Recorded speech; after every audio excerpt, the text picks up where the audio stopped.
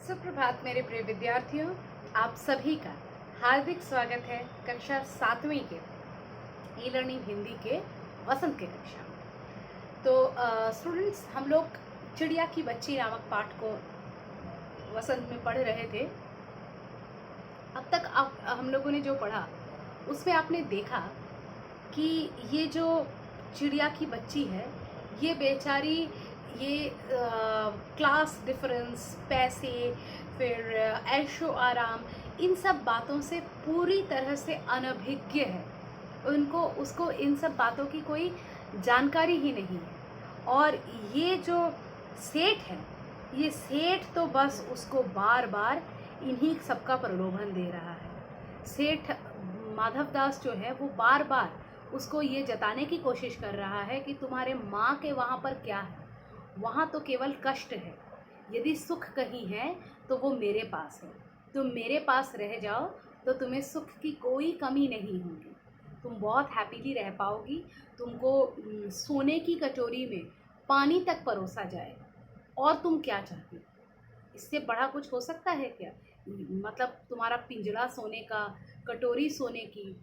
अब चिड़िया इन सब बातों को समझ नहीं पाती, वो बार बार एक ही रट लगाती है, देखिए मैं गलती से यहाँ बैठ गई थी, मैं चली जाती हूँ, मुझे समझ नहीं थी कि ये आपका स्थान है, मुझे यहाँ नहीं आना चाहिए था, मुझे ये सब बात नहीं पता थी। लेकिन देखने से ऐसा लगता है कि चिड़िया नासमझ है, लेकिन चिड़िया जो गूढ़ समझ की बात कहती है, वो समझ एक्चुअली माधव दास में ही नहीं है।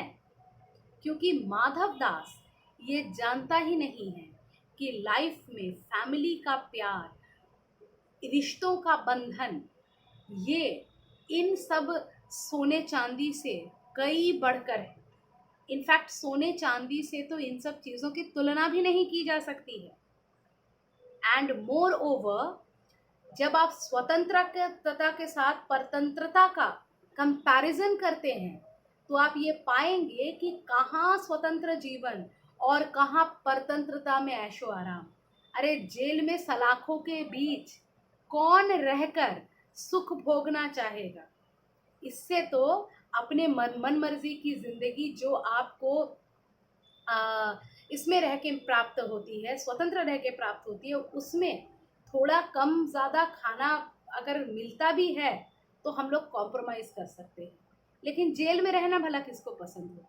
यही बात माधव दास के दिमाग में नहीं आती, क्योंकि उसने चश्मा पहना है, ऐसा वाला चश्मा नहीं, उसने गुरूर का चश्मा पहना है, घमंड का चश्मा पहना है। वो अपने पैसों के घमंड में चूर हो गया है। उसको लगता है कि उसके पास पैसा है तो वो सब कुछ अपनी मुट्ठी में कर सकता है। पृष्ठ संख्या 70 निकालें। चिड़िया, वह सोना क्या चीज़ होती है? बहुत स्वीट सा क्वेश्चन है and very relevant to our lifes. सोना क्या चीज़ होती है? आप बचपन से सोने के बारे में बहुत कुछ सुनते आए हैं। सोने के ऑर्नामेंट्स बहुत कॉस्टली होते हैं, बहुत मतलब जिन लोगों के पास मतलब डेली खाने पीने की वस्तु नहीं है वो सोना अफोर्ड नहीं कर पाते हैं। सोना केवल जिनके पास साधन संपन्न जो लोग हैं, जो जिनके पास पैसे हैं, वही अफोर्ड कर सकते हैं। सोना स्टेटस सिंबल होता है। ये चीज़ें अगर एक बार के लिए अपने दिमाग से निकाल देंगे तो आप मुझे बताइए, तो आप मेरे students, without thinking about whatever you have preoccupied in your mind about gold, कि सोना क्या है, what is it, बोलिए क्या है? आप लोग बोल रहे होंगे मैम इट्स अ मेटल, है ना? ये एक्चुअली एक मेटल है। अब इस दुनिया में कितने सारे मेटल हैं, आप एक पीरियोडिक टेबल ले लीजिए, वहाँ पे मेटल्स कितने सारे आपको मेटल्स नज़र आ जाएंगे। तो आपको इन मेटल्स के आने जाने से क्या कोई फ़र्क पड़ता है? कितना मेटल है, कहाँ का मेटल है, कहाँ से निकल रहा है, नहीं फ़र्क पड़ता है। लेकिन आप जानते हैं, आपको छोटे से समझाया गया है कि ये सोना है, ये इम्पोर्टेंट है, ये स्टेटस सिंबल है, दैट इज़ वाई आप सोने को इतना इम्पोर्टेंस देते हैं। अगर ऐसा नहीं हो, यदि आप सोने की इम्पोर्टेंस को दूसरों के मार्फत नहीं जानते और आप सोने को एक धातु, केवल एक धातु समझते, तो फिर क्या सच में सोना कुछ है?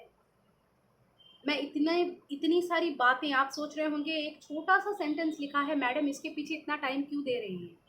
सिलेबस कंप्लीट करना मेरा मोटो नहीं है, सिलेबस मैं कंप्लीट कर दूंगी आपका, आप चिंता ना करें। ये मेरी ड्यूटी है, मैं ज़रूर करूँगी क्योंकि मेरे हाथ में समय है। तो आपको जो है चैप्टर की गूढ़ता को, लेखक द्वारा लिखे गए एक एक सेंटेंस को समझने की ज़रूरत है। हम लोग जब कॉन्वर्सेशन करते हैं कितनी सारी बातें कर देते हैं, सभी हम लोग सोच समझ कर नहीं बोलते हैं, कुछ ऐसे भी निकल जाता है, मुंह से बोल देते हैं। लेकिन लेखक जब एक लेख की सृष्टि करते हैं तब कुछ भी कहीं लिखा नहीं होता है, कोई घटना कहीं घटित नहीं होती है। वो अपने मन से इमेजिन करके पूरे सिचुएशन को बनाते हैं और उस सिचुएशन में खड़ा होकर हर एक पात्र क्या क्या बोल सकता है, उस पात्र के अंदर वो खुद जाके खड़े होते हैं और तब जाके वो इसको लिख पाते हैं। इसलिए एक एक सेंटेंस उसके दिमाग में बहुत गहन विश्लेषण यानी कि डीप एनालिसिस के बाद निकलता है। इसलिए हर एक सेंटेंस मीनिंगफुल होता है। हम लोगों के जैसा नहीं होता है। जब हम लोग बात करते हैं, जिस प्रकार से हम लोग बात कर देते हैं, कुछ भी बोल देते हैं, हर एक चीज़ का मीनिंग उतना नहीं निकलता है। यहाँ ऐसा नहीं होता है। तो ये एक छोटा सा सूत्र है, एक छोटा सा सेंटेंस है, which is carrying a deep deep meaning inside, actually which is carrying the main motto of our life। हमारे जीवन का मोटो सोना उपार्जन करना नहीं, स्टेटस बनाना नहीं, रिश्ते बनाना है, एक अच्छा इंसान बनना है। आप इस जगत में आए हैं, एक दिन इस जगत से चले जाएंगे, लेकिन जाने के बाद आप पीछे कितना पैसा छोड़ के गए इसका हिसाब कोई नहीं रखेगा, लेकिन आप कैसे इंसान बने थे इसकी याद सभी रखेंगे। आज महात्मा गांधी जी को उनके मृत्यु के इतने सालों बाद भी लोग उनके कर्मों के द्वारा याद करते हैं, ना कि उन्होंने कितने पैसे बनाए थे इसलिए। सेठ तू क्या जानेगी, तू चिड़िया जो है। अब सेठ उसको सोचते मैं इसकी औकात दिखा देती, अरे तू सोना क्या समझेगी, तू तो एक चिड़िया है। सोने का मूल्य सीखने के लिए तुझे बहुत कुछ सीखना होगा। वो समझ नहीं पा रहा है कि माधव दास खुद नहीं समझ पा रहा है कि वही मूर्ख है। वो चिड़िया को ज्ञान दे रहा है कि सोने का मूल्य समझने के लिए तुझे बहुत कुछ समझना होगा। यह जान ले कि सेठ माधव दास तुझसे बात कर रहा है। तो ये सोच ले कि सेठ माधव दास, स्वयं सेठ माधव दास, द सेठ माधव दास तुझसे बात कर रहा है। अब जिसको इसकी समझ ही नहीं है कौन माधव दास है, क्या सोना है क्या चांदी है, उसके लिए तो सभी समान है। एक बच्चा क्या ये जानता है कि वो किसके घर में आया है या कौन सी चीज़ उसकी है, कौन सी दूसरों की है। वो समाज के इन रीति रिवाजों के नियमों के मतलब से पूरी तरह से अनभिज्ञ रहता है, उसको पता नहीं होता है। इसलिए उसको आप जिसके भी घर में ले जाओ, वो अगर अपने घर में किसी चीज़ की तोड़फोड़ करता है तो उनके घर में भी पूरे हक से तोड़फोड़ करता है, क्योंकि उसकी इसकी समझ नहीं होती है। जब उसको दुनियादारी की समझ होती है तब वो ऐसा नहीं करता है। लेकिन इस चिड़िया का मन भी उस बच्चे के मन की तरह निष्पाप होता है। उसको अपने पराये की समझ नहीं है, उसको सोने चांदी की कोई फर्क नहीं पड़ता है। इसलिए उसको जो माधव दास कह रहे तू समझ, तू किससे बात कर रही है, वो सोचे कि मैं किससे बात कर रही हूँ, मैं एक इंसान से बात कर रही हूँ जिसके बगीचे में भटकते हुए आ गई हूँ, और क्या हो सकता है।